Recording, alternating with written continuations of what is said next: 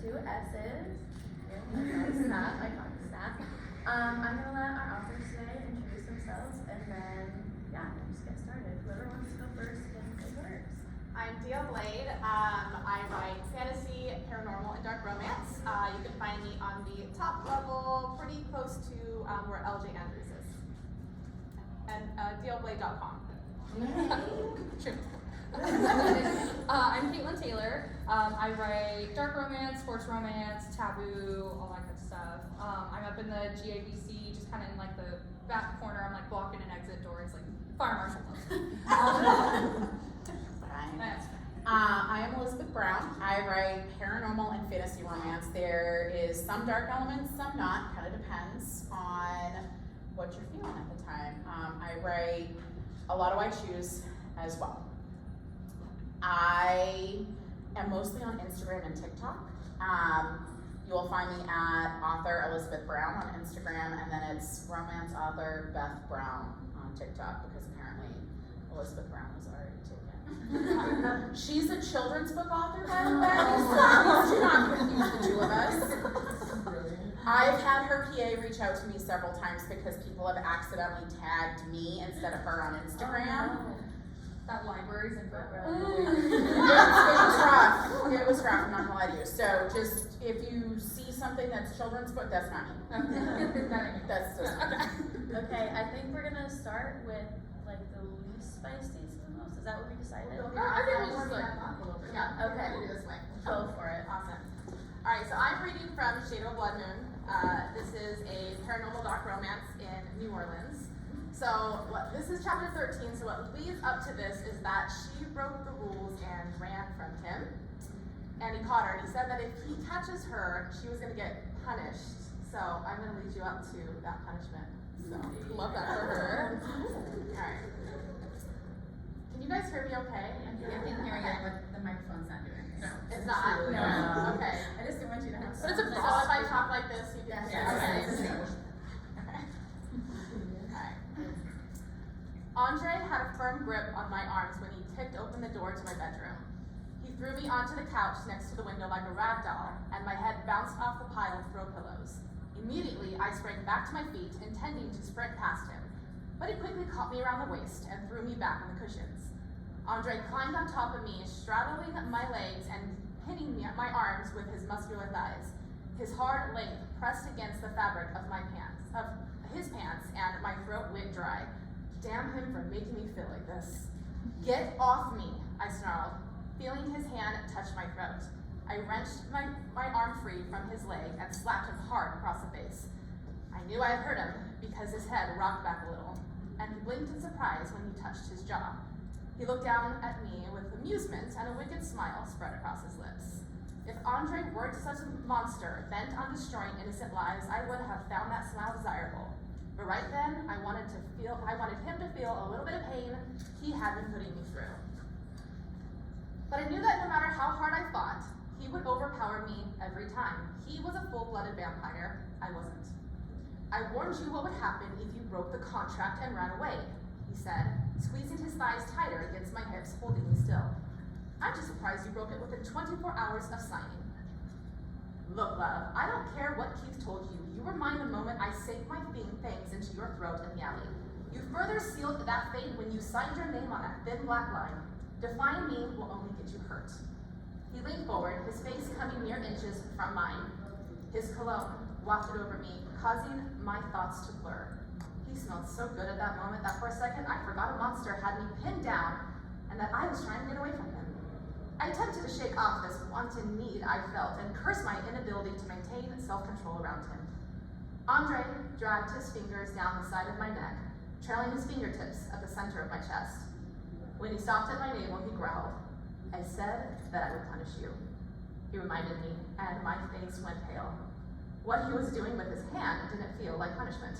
It felt fucking amazing. This right here, when I touch you, even knowing you want to rip my head off, your body is reacting to my hands gliding against your skin. It's sending your body into a state of need. Need, I said. Give me a break. I don't think vampires, Rachel, are a sexual species. He spoke over me, and your body's responding to my touch in a way I don't think even you've ever experienced in your life. Stop denying your true nature. Hate and lust go together with our kind. Believe me, this is so much more fun than fighting. I looked away from him, trying not to imagine his hands slipping under the band of my jeans and reaching between my legs. Deep down, I knew who he was from the beginning, and even then, I was a prisoner who willingly signed my freedom away. I needed to keep a rational head and use my situation as an advantage. If I was going to be trapped in his clan, I needed to benefit from him somehow outside of monetary gain. I didn't want to be afraid anymore, afraid of him.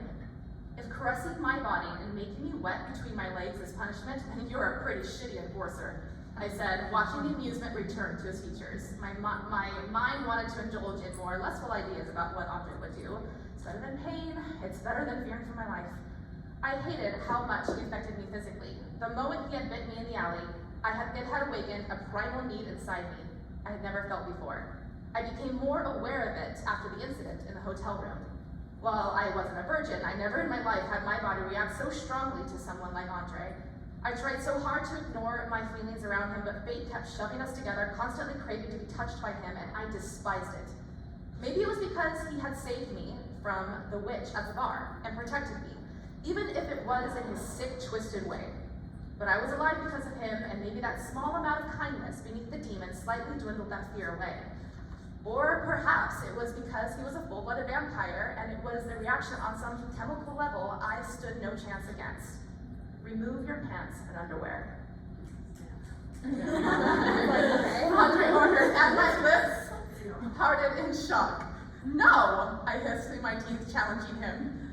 Andre stopped playing with my waistband and just looked and waited. His heated eyes growing darker by the second. He licked his lips slowly and seductively, then leaned forward again, pressing his forearm into my chest like he had done in the forest to keep me pinned. You can pretend you don't want this, but your arousal has been apparent since I first caught you in the hotel room, trapped like a little mouse in a lion's cage. Tell me I'm lying. If it wasn't the heat between my legs giving me away, it was the not-so-steady heartbeat climbing to the top of my throat. My body was such a traitor. I would soon rather die than have someone like you touch me, I snapped, embarrassment flooding my face. The truth behind my bravado settled in my mind, but the words would stay locked behind my teeth. I'll never speak their desire out loud. Trust me, love, you'll want that over what else I had planned for you, he whispered. His free hand trailed down my neck, over my collarbone, and down the side of my waist. Desire swelled within me. The desire to be touched by Andre just once was enough to burn any remaining resistance away. The need to reach my peak with his hand. I couldn't get that thought to leave my mind. If I let this happen, I could focus more on escaping and killing this fucked up lustful thoughts I had for him. He was a sick monster, a beast. I'll not wait around all day for you to make up your mind, he said, cocking his head to the side as he stared at me unexpectedly. Every second you waste will only make your punishment worse. Blowing out a sigh, I reached down, unbuttoned my jeans, and pushed my legs against his, opening them up more. He rose from the couch, allowing me to move more freely. Soon, I slid the jeans past my knees, followed by my underwear, and pulled my legs free from the fabric. Don't think I'm letting you get your way. I want to get this over with, I said, hating how exposed I felt. This is just a business relationship, I reasoned. That's all I want after this. The sooner this punishment passes, the sooner I can plan to escape again. A smug smile curved Andre's lips as he watched me stand. Then he sat on the other end of the couch. Whatever helps you sleep at night. My eyebrows furrowed as I stood there, bare from the waist down and waiting to figure out what the hell he wanted to do with me. His hand gestured me to come closer. I obeyed, stepping a few more inches his way. The moment I did, his hand clutched my wrist, yanking me forward. I barely had the time to process what had happened before I found myself over his lap, and his icy palm collided with my behind. Hard and merciless. Woo!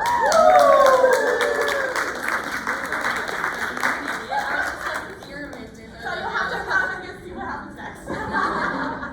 Show us the cover. Yeah. So, takes place in New Orleans. I got the masquerade mask, a broken mirror, and a red feather. Yeah. Shade of a blood. So pretty. Good job. Oh, wow. Okay, Katelyn, your turn. Alright, are you guys ready? Yeah. Okay, Yeah. so I have a request. It's optional, but I want, if you're comfortable with it, to close your eyes. We're gonna just make this immersive experience. It's like listening to an audio. You don't have to, less eyes on me, better. So I'm reading from Graves. It's an MFM dark stalker romance with twin mercenaries. She's been dating them for a while, and we're about to read their first DPC, so okay. Wait, while he's still inside me, I ask. Oh, see, I already fucked it up. Take your time, take it out. Nice and slow for us. I ask Dom as I turn to Zay. Together? Together, they say in unison. A thrill runs through me at that. We've yet to do this. More often than not, we have one-on-one time or someone fucks my pussy and my mouth at the same time. We haven't played with double penetration yet, and as excited as I am, I'm nervous. Do you like how I'm making eye contact? Don't be nervous, baby girl. Dom hushes like he can read my mind before he slips a finger inside me. With the way Zay is slowly working me over, it doesn't feel too bad. Not until he slips a second finger inside. I wince for a moment, slightly uncomfortable, before I allow myself to relax. Good girl. You're taking me so well. I'm so proud of you. Dom says, forcing a moan to rip through me as my pussy pulsates. I'll do it for there you go. Zay yelps. Our woman loves being praised, Dominic. Keep talking, or she's squeezing the fucking life out of my cock. You love it, baby? Dom asks as he leans over me, continuing to fuck me with his fingers as he presses his lips to my spine, working his way down languidly. I whimper with a nod. Perfect, he rumbles softly before pulling his fingers out. The feeling of only having Zayden in me feels weird now, and I'm not sure what to think when I feel the head of Dominic's cock press against me. I tighten instinctually, and Dominic tugs at that. None of that, baby girl. Relax. Let me in. I promise it'll be worth it. After a moment, a burning pain radiates through me as Dom begins pushing inside of me. I want to make him stop, but I know it'll get better soon. I'm just too full as it is. There isn't enough room for him. Somehow he seems to make the room, though. My fists are clenched in the sheets, my mind solely focused on the way Zay is making me feel right now, until Dom is fully seated inside me. I feel his cock twitch in my ass and I let out a shaky breath. You okay, baby girl? Yeah, I'm okay. Just slow, please. Anything for you, Dom vows reverently as his grip on my hips tighten and he begins slowly matching Zayden's rhythm. I gasp at the feeling. Oh my god. Having their cocks in perfect unison, pulling out and pushing in, it's so overstimulating, so overwhelming, and I've never felt anything better in my whole fucking life. You love this, don't you? Zay grits through clenched teeth. You're practically leaking all over my lap, Angel. I'm sorry, I pant, as I stay plastered to Zay's chest, allowing Dom to happily fuck me into submission. Zay barks out a laugh as his pace increases. Never apologize. Your cunt is fucking heaven. The closest I'll ever get to it, that's for fucking sure. Zay, I breathe out. I don't know how long I can last. I want to come again, I whimper. That's okay, Angel. Go ahead and comfort me. Comfort us. I'm gonna stuff your cunt so full of my cum, and then my brother's gonna finish inside you. But no birth control, I remind choppily. That's why we're doing it, Angel. We want you pregnant with our baby, Zay smiles. I'm already yours. I've always been yours. So will that baby. We will give you to the world, Dom promises, pressing his lips against my neck as he continues fucking my ass. My pussy throbs at that. And suddenly this whole breeding kink is actually turning me the fuck on. Or maybe it's the double penetration. Either way, I'm coming hard. Zayden moans, his cum shooting inside me almost instantly as Dominic stills, letting out a muffled groan before he quickly pulls out. I hear the snap of a condom and look to see Dominic discard an empty condom. Shit, I couldn't even feel that on him. I feel Zayden coat the inside me, filling me to the brim before his movements stop. The instant they do, I'm lifted off of him. Zayden easily rolls out from under me before I'm placed back on the mattress, chest down, while Dominic pushes his bare cock inside me. Gasping at the feeling, he begins fucking me with a long, deep thrust. I feel Zayden's cum leaking out of me, but with the way Dominic is fucking me, it's like he's trying to fuck it deeper. Fuck yes, Zayden groans. Thank you, brother. Push my cum back into my angel. Fuck her nice and pregnant for me, will ya? Get fucked, Dominic gnashes, his movements and voice practically animalistic. If my baby girl is getting pregnant by anyone's cum, it's mine. You guys are twins. Does it really matter who's the father? Yes, say both. There you go. I was like dancing with it, like I was touching her. Okay. It was fun. So, there is some double penetration in this scene. Okay. But let me set the mood because we are in book 3. Okay. Now, our female main character is a succubus queen. So as you can imagine, Yes. there's a lot that goes on. And it happens in every chapter. As it should. Sometimes it's only one, and sometimes a grand total of a 9-person orgy. Woo! So we're diving in with all of her mates, and everybody is getting involved in some way, and there may or may not be added appendages because this is a fantasy fast burn. One of her mates is a dragon shifter who can partially shift at will with a tail. Another one is a saber-toothed tiger shifter who also has a tail. And who needs a hand necklace when you can have a tail necklace, am I right? Now, in order to get where they're going, she needs to be fully charged, as it were. Despite being told that the void would kill us if we weren't at full capacity, desire still swirled within my core, causing me to rub my thighs together in an attempt to ease the tension there. I smirked at my mates as I released a steady stream of pheromones into the air. I didn't need to, but I always loved when they turned a bit feral. I breathed in deeply, enjoying the pulsing energy radiating from my mates. Having this many mates was an exhilarating feeling. There were so many of us to please and to pleasure me. A succubus goddess like me could die happy knowing how much sexual tension I had to feed off of. It was a never-ending supply. Of course, there was a logical reason for what was about to happen. We all needed to be at our best if we were to travel through the void. The easiest way to do that, with so many of us, was with sex on the forest floor, while some of us were bleeding. Being out in the open and bleeding would heighten the experience for everyone. Caspian was closest to me, reaching over to grab my neck and squeeze it gently.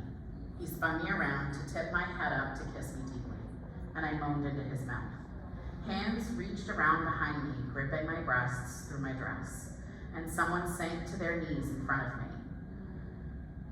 I fell into the desire that permeated the air, taking deep pulls to be my magic. This must be what it felt like to be truly worshipped. To know someone would do whatever it took to please you. To fall to their knees in front of you, their only goal making you feel wanted, cherished, and loved. Their main desire to unravel you with pleasure. Caspian tightened his grip and pulled away from me with a smile. I gasped for air, enjoying the dominance he was asserting. Are you ready for this, Dick Slayer? Are you ready for all of us to fuck you at once? I gasped again, desire radiating from my core. I was instantly wet and dripping for my mates, all of them. From all around me, there were purrs and growls, quiet moans of need and sighs of urgency. They wanted me, and I needed them. Yes, I was ready for all of them. I had a feeling it would take me to my limits, stretching them in ways I had never been challenged before, but I was ready. Yes, I moaned, yes, please. I heard a snap of fingers, and when I looked down over Caspian's tight grip, I saw that we were all nude. Damon's fun trick, of course. I wouldn't deny it definitely made things easier and less awkward, although I was determined to tie that man up and make him watch me strip at a painfully slow pace at some point. See if he could handle me taking things at a languid pace, taking my time, and watching him squirm as I removed my clothing piece by piece. It would probably kill him, and he would likely break the binds I had tied him with, but gods, wouldn't it be delicious to watch him try. Mal was on his knees before me, and he pushed my legs wider. Open your legs for me, Sheer. let me see how wet you are for us. I widened my stance, and as Caspian bent to kiss me again, Mal slipped his fingers through my wet holes. I groaned and sagged into the arms that held me from behind, as 2 fingers began to slowly tease me, thrusting into my aching pussy. Then his mouth, was it his mouth? Was it another's mouth? It began to suck at my clit, joining the pulsing fingers. Caspian's grip was tight around my delicate skin, and the hands holding me up from behind began to massage my breasts, my nipples erect and desperate for more. I rocked my hips into the mouth from below, moaning into Caspian's mouth as my back arched. God, there was so much stimulation, and this was only the beginning. Just as soon as we began to develop a rhythm, I was pulled away from all the fingers and mouths, spinning around to see Thorn. He had been the one holding me the entire time. Caspian and Mal growled, but Thorn only smirked. I need to kiss you, kitten. I need to pump you full of my cum and to hear you scream my name. He bent, kissing me deeply, and biting my bottom lip as he pulled away. Gods, you're delicious. I was pulled away again, spinning around to see Damon falling to his knees in front of me. Someone hold on to her, I need to devour this pussy. My arms wrapped around me from behind again, dark, feminine arms. Winta. I can't wait to watch him eat you out, precious, and after they've all had their fun with you, I'll clean you up with my tongue, she whispered. Gods, I was going to lose my mind. As Winta held me up, Damon pulled one of my legs up and onto his shoulder, diving between my legs. I couldn't stop the cries and moans escaping from my lips as he began to alternate between fucking me with his tongue and swirling and sucking my clit into his mouth. He stopped to grin up at me, that feral, unhinged grin that did things to me it shouldn't. I could happily eat you out for the rest of my life. He dove back in again and I rocked my hips against his assault, Winta holding me upright. Then my head was being pulled to the side, fangs running down my neck, making me shiver against the sudden change of pace. You look so pretty coming on your God's tongue, little queen. I bet you look even prettier as I came on yours, Ambrose murmured. He sank his teeth into my neck, beginning to draw my blood. The combination of Damon eating me out and Ambrose drinking my lifeblood made me cry out in ecstasy. Gods, I screamed. Gods, it's too much. Winta nuzzled her mouth against my ear, biting down gently on my earlobe, a complete contrast to the feelings elsewhere. Where my nails were all hard edges and rough strokes, my dragon was sleek lines and soft curves. It's just enough, precious, just enough for my beautiful queen. Gods, you should see yourself right now, Ashira. Come on my tongue, kitten. Thorn's voice was deep. Come on his tongue, kitten. Thorn's voice was deep and commanding, and I let the feelings take over as Ambrose pulled on my neck and Damon sucked on my clit. Show me how badly you want him to taste you. Gods, I screamed as I came. My pussy trembled around Damon's tongue, and Ambrose groaned into my neck. He pulled away with a blood-stained smile. Your blood tastes even sweeter after you've come. I groaned as Damon licked me through the aftershocks, and Winta, stroking silky hands down my body, whispering sweet nothings into my ear. You did so well, precious, so well for your mates. Damon moaned as he sucked my clit to his mouth one last time, and my pussy pulsed. I was so distracted by the feel of Damon's lips as he dragged them from my clit that I almost didn't feel the soft phantom touch that swirled around the entrance of my pussy. It was light at first, barely there, but with each swipe, the pressure grew. I was still sensitive for my orgasm, so each stroke had me shuddering. My gaze flew to Damon, who released a dark chuckle as he shook his head. It wasn't him. My eyes darted around until they landed on my newest mate, sweet Judah. The markings on his body glowed. A sly smile played at his lips as he watched me with a heated intensity that stole my breath. Winta took that moment to slide her hands to my breasts, her nimble fingers swirling around my nipples, but not giving me the touch I yearned for. Do you know what else will make her feel feral for us? Malachi's husky whisper had my skin tingling. The large demon pulled the smaller witch king over before dropping to his knees. My mouth went dry. The magic that was playing with my pussy stuttered for a moment before resuming. Mal pushed Judah's pants to the ground, palming his dick as he did. Shooting me a wink, Malachi turned back to his prize and slid the Witch King's cock down his throat. There was no preamble, and my pussy clenched, making me painfully aware that I was very empty right now. I moaned. Mal deep-throating Judah without warning was just, fuck. Judah hissed. the heat in his eyes flaring as they held my hooded gaze. His hands went to bury themselves in the incubus's hair, causing strands to fall from the bum there. Gods, I loved a rumpled Malachi. Gods, that's good. Went to pick that moment to tweak my nipples, and the faint traces of magic that had been lazily playing with the soft, wet heat of me changed. It became more demanding and focused around my clit. My eyes fluttered, but I refused to pull my gaze from Judah, who was still staring intently at me as Malachi slurped on his dick.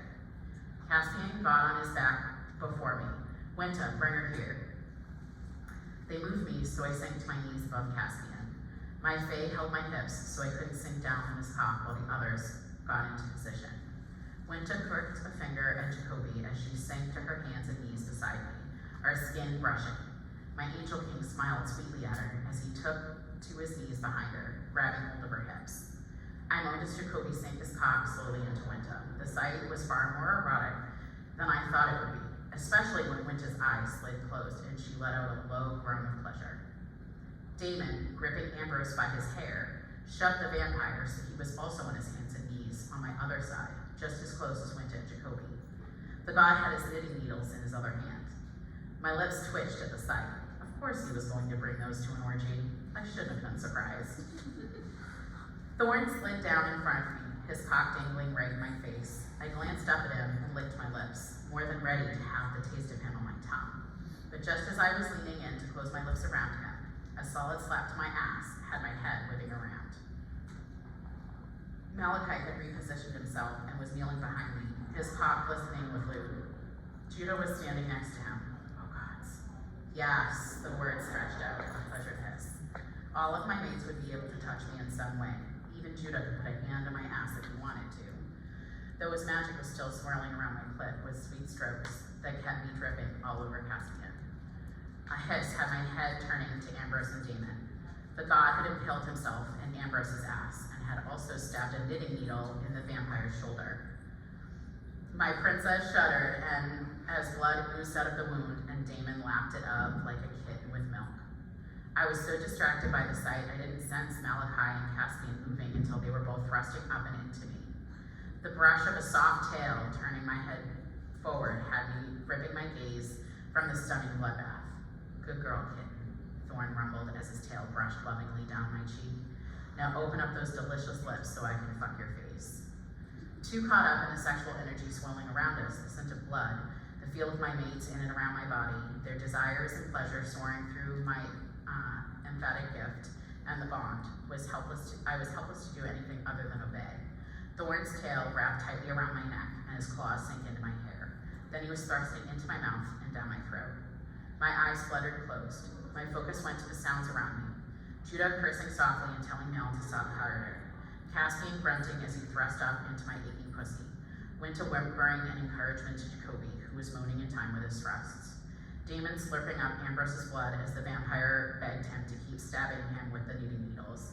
Fuck me, Daddy, Ambrose moaned. Cut me with your needles again.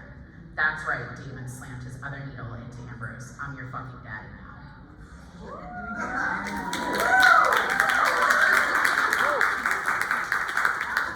Okay, does anybody, if you have a question, raise your hand. Or if you want to say anything, raise your hand. That's hot. Do you guys have anything else to say, or like? This was a good panel. You guys keep reading, you know? Yeah. Go beyond. I mean, if you want a little more, I'm happy to continue this scene if you guys want. I was like, I have a graveyard scene at the game. We literally got have a half hour. If you want a little more on the characters, so Jacoby was an angel king who was a virgin in the first book, and in this book he plans a group scene in front of her entire army. What are they choosing? So we have character growth. It's not just mindless fun. There's character growth. Yeah. There's character growth. And then needles. He's crafty. He's crafty. He kills people with them too. Oh, I love it. Because we love an unhinged king. If you guys, she hasn't promoted this, but if you guys haven't gone to her table and seen her penis stickers, there's a PP Yeah. with abs. Oh, so the story behind that. Okay, so we heard Thorn, has his little furry unfamiliar with cat anatomy, cats have barbed penises. And barbed penises doesn't necessarily sound super fun, so we made him ribbed in the book. So the reason he's got, yeah, exactly. So the reason he's got abs in the sticker is because he's ribbed in real life. And then I was going through a little bit of a crazed Omegaverse when we were writing, because this was co-written with Tori He. When Tori and I were writing this, and I was like, what if we made Damon have a knot? And she was like, say less, babes. Say less. And so he has a knot. So there's various appendages. And two of the main male characters in her group are virgins that then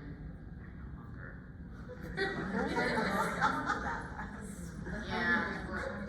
Oh yeah. It was bad. And what books did they become no longer virgins? So Jacoby is book 1. Okay. And then we meet and add Judah in book 3.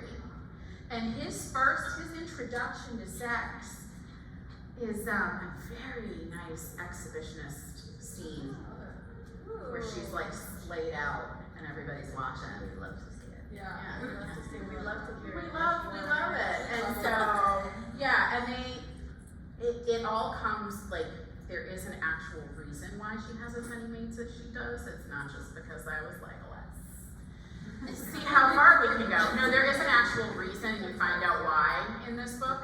But that being said, we tried to keep it kind of just fun and smutty. It was a palette cleaner. I like to read like high fantasy, romantic-y stuff, and sometimes that can get a little heavy, and you just want something nasty.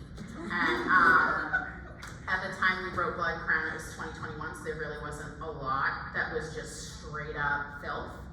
And Tori and I had become friends, and I was like, crazy idea, crazy thought. Yeah, what if we did a succubus queen who just gets railed in every single chapter? And she was like, I'm in. What do you need from me? That's awesome. Yeah, can we also hear about like sexual character development in the other two books? So how does the sex develop? I mean the character develops. Okay, so like short premise. Spoiler alert! So basically, it's one of those things. This girl's like walking home from work one day, minding her business, and a psycho mercenary sees her, instantly obsesses. He starts obviously like they're dating now, right? So he's cuddling her while she sleeps. He's following her to work, but like they haven't technically met, but like he's like it's fine. It's fine. It's fine. It's fine. And yeah, and so basically he ends up. A guy is like about to attack her one day in an alley, and he just does a little, real quick, just a little skirt. And so he unfortunately ends up going to jail for it. He's like, fuck me. Hey, twin bro, watch my angel or I'll fucking kill you. And he's like, all right, say less. I mean, but I fucked her. So they start dating, and crazy. Oh, she has no idea about the stalker at all. So she asks, oh, do you have any siblings? No. Okay, they start dating. They're just cuddling in bed one night, and he starts having sex with her, and she's like, stop, like I'm not in the mood. And he's like, it's okay, Angel, it's fine. It was the twin brother who broke out of jail. And there's a couple more DEFCON scenes, and non-con, knife play and blood play and primal, and it's a good time. It's amazing. So good. Okay, so it was clear he's a vampire. She's a vampire, so half vampire, half human. So she is hiding in New Orleans because the world knows vampires exist, but they do not know that vampires exist. And so she's 200 years old, and she's working in a bar in New Orleans as a bartender. And she walks home one night, and this vampire comes to attack her. Well, because no one knows that vampires exist, they cannot drink her blood or they'll know that something's different. So she's kicking his ass. And then another vampire comes in, who's Andre. We will find out that he was actually hired to kill her. He's an assassin, mafia boss in New Orleans, by the coven who raised her. We don't know at this time why they want her dead. But then he sees this other vampire attacking her and he's like, this guy is not going to kill her before I do because I want to get paid. He's like, that's my fucking job. So he goes and he kills that vampire, and then he goes to take her out, but he smells her blood because at this point she's had her shit rocked. So then he's tempted to drink from her, and he's like, oh my fucking god, what is this? And now he no longer wants to kill her. He doesn't care that they hired her. He needs to find out what she is. So he stalks her for a bit, and eventually he finds out that what she is after he like corners her in the hotel room and pins her down. Yeah. I'm like, you're just talking to you. The second you said, take your pants off, my mind went, yes, daddy. Yes. He is absolutely ignored. Yeah, he is a neat freak. He wears a suit. Like he's got that going on. So yes, daddy. So yes, daddy. So he makes this deal with her because he's not letting her go at this point. And he says, you work for me and my clan, and I will not expose you to the world of what you are. So basically he like coerces her into working for him. So she signs a contract and she is not allowed to run. But at one point she finds out some things that he's been doing within his mafia group, and she does run. He chases her through a forest, he pins her down. There's a lot going on. And then less than 24 hours and he punishes. So the punishment obviously becomes fun. So, but yeah, so it starts with lots of banter. It is enemies to lovers. There is another stalker that is watching her, another guy that will come into play, and it's so much fun. MFF or MMF? No, not yet. I'm eager. Book 2 comes out in January. It's going to be a trilogy. This book right here is a character spin-off from a series that is complete that I wrote. So some people will start with this one, and then while they're waiting for the second one, they will go and read the like 10 years before when the world did not know that vampires existed. This one right here, though, I did co-author with my editor from the other one. I was like, you know what? I've been planning to do a character spin-off from it. Write it with me. We had so much fun doing it. She's a good friend of mine. So this was her debut novel. And yeah, it's a lot of fun. So you go to like TikTok, we have a ton of like trailers that we've done for it, and yeah, it's nice. All the banter, all the good stuff. I have a question. Oh yeah. Do all of you see spice scenes before you write plot, or do you write plot before spice scenes? I write plot before, so I want to make sure that I haven't done just like straight erotica. There's always going to be plot, but the spice is still fun. So. Yeah. Is that the second Just one? like, hey, hold on, we're gonna answer that one. Mommy, sit down. This is for fun. Baby girl, shut your mouth. Yes, Mom. Yes. Call me mom. I typically will have like 1 or 2 spicy scenes in my head, like in Graves. I was like, we're going knife kink. I'm like, he's gonna cut her open. He's gonna play with the blood, finger fuck her with it. We're gonna go for it. But I'm very heavy plot based. I like to do like big emotions or like fast paced action. Like I personally don't like writing erotica, so I like to do heavy plot with like with Phil feeling, you know. So this is the only book that I've written that is like this. My solo series is just regular MF paranormal romance. It's medium burn.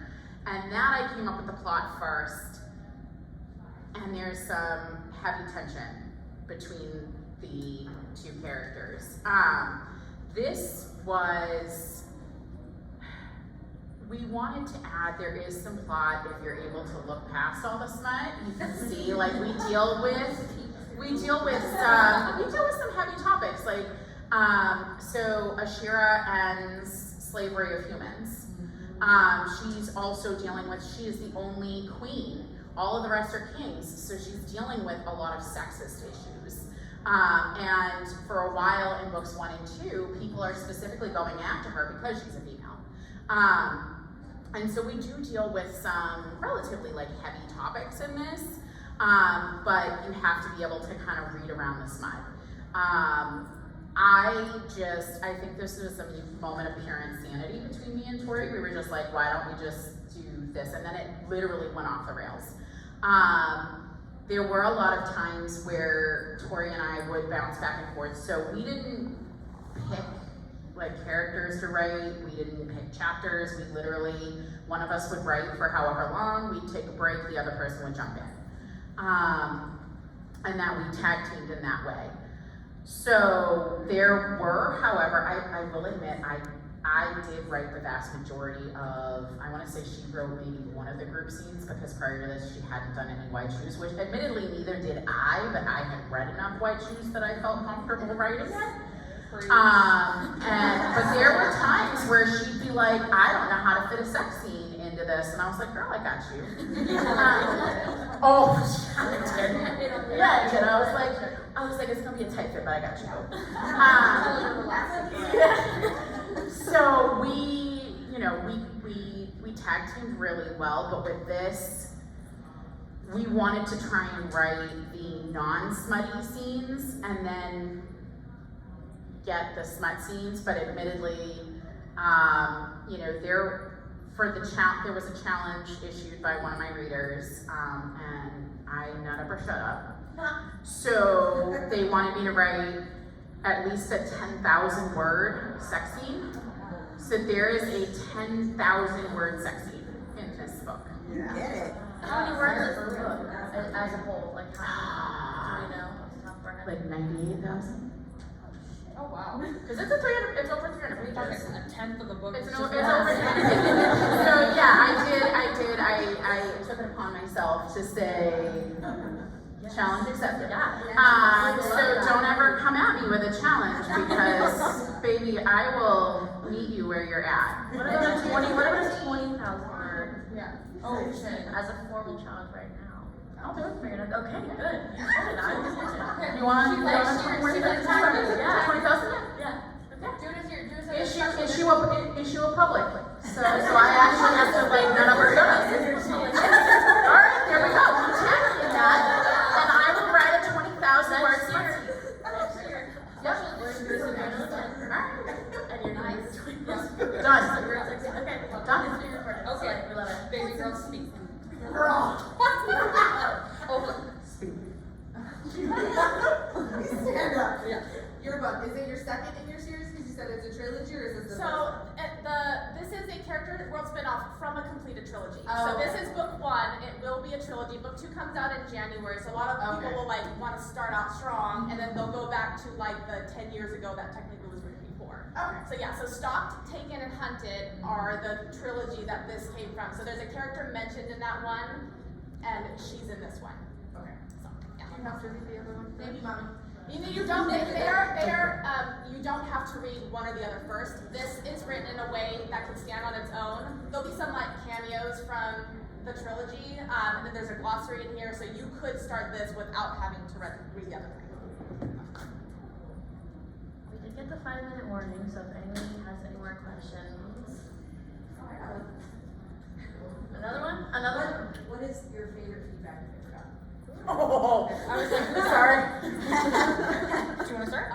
I would say all of my books have a strong female lead, and so that is one of the ones that you always make your female protagonists badasses. So, and I love that. That's a really good compliment. I love that. That's a good one. All right. Well, I need help for this one. So, Brittany, would you please stand? Yeah, I'm gonna embarrass the fuck out of you. Hi, Brittany. This is Brittany. Hi, Brittany. Hi, Brittany. She is one of my betas, and she just beta read one of my upcoming book, and she DM'd me and said, "Holy fucking shit, my basement is flooded." She's like, "Katelyn, he said gag on my cock." Don't forget the dead." last word. What did you, Daddy? Yeah. Gag on my yeah. Yeah. It's so funny. Describe that, Brittany. It's so How's that make flooded. you feel? My basement is so flooded. I'm sending you My panty check on aisle 3. So it's kind of a toss-up. One lady claims that I'm the reason she got pregnant. And another one told me that she made her husband read my books and her sex life has never been better. And he calls me the goddess of the female orgasm. I love that. I'll take that. I know. I should put that on my books now. Goddess of the female orgasm. Like, you know when people do like a blurb, that should just be a blurb on every single I book. should update my bio.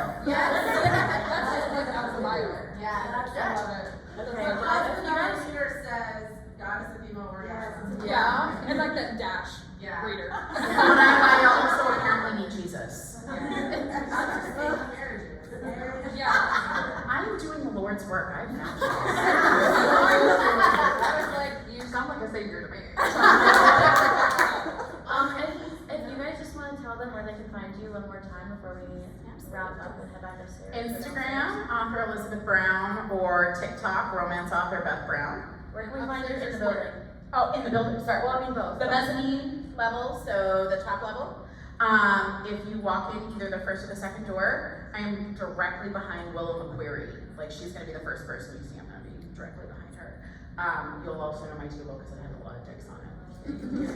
I love that. I'm upstairs on the mezzanine, very right corner. I'm by the tattoo artist, and I've got a big fucking obnoxious banner and a glittery tablecloth, and like my tits are out. So you'll see. I'm on the second floor. I think it's like the second door you come in. I also have some character illustrations. Some not safe for work for this, so they're hot. They're only like $3. So. That reminds me, Blood Crown, the first book, has a NSFW coloring book that goes with it. Is it here? Do you have it? I have copies here. Beautiful. Well, thank you guys so much. Thank you for coming to the Sorry, I'm gonna add on to. I have not paid for work as well. It is all free. Please take it. I don't want to Oh come my home God. with it. Please just raid my table. Thank you. Thank you so much.